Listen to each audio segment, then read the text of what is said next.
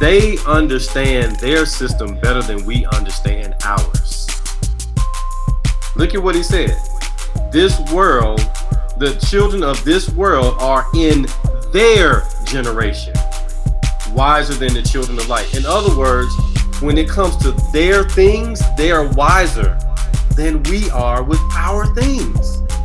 They know how to work their system better than we know how to work our system. You got to think about this.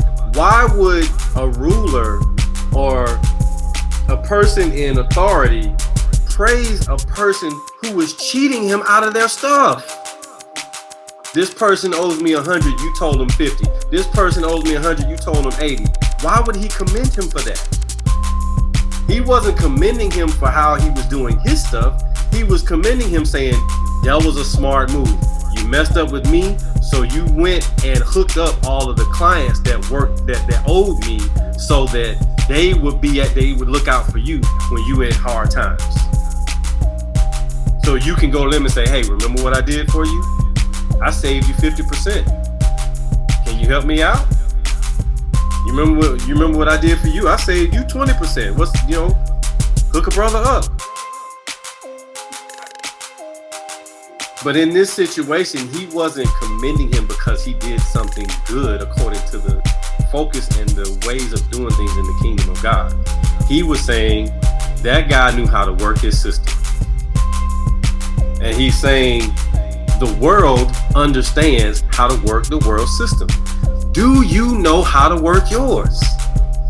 Or are you still trying to work the world system in the kingdom system? Are you still trying to do kingdom business the world's way? Are you still trying to go after what God said is for you the world's way? Let me give you an example. He told Abraham that you're going to be the father of many nations. I'm changing your name to the father of many nations. He said your seed is going to be as plenteous as the stars or the sand. You won't even be able to count them. World says, well, your wife is barren, so why don't you try another one?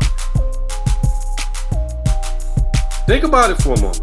If God made that promise, God did not say, you're going to have to figure out how to make that happen. God did not say, you're going to have to come up with a plan to figure out how to make what I promised you happen. He gave him the promise. And as time progressed, they began, as in he and Sarah, began to consider other ways than just sticking with the covenant that they had made with each other before God. And look at the drama that came from it. And I want you to see how this worked, because they figured out a way to make it work the world's way. And they got a child. They got what they wanted. Abraham got what he wanted. Because if you notice, Sarah still didn't get what she wanted because the baby didn't come through her.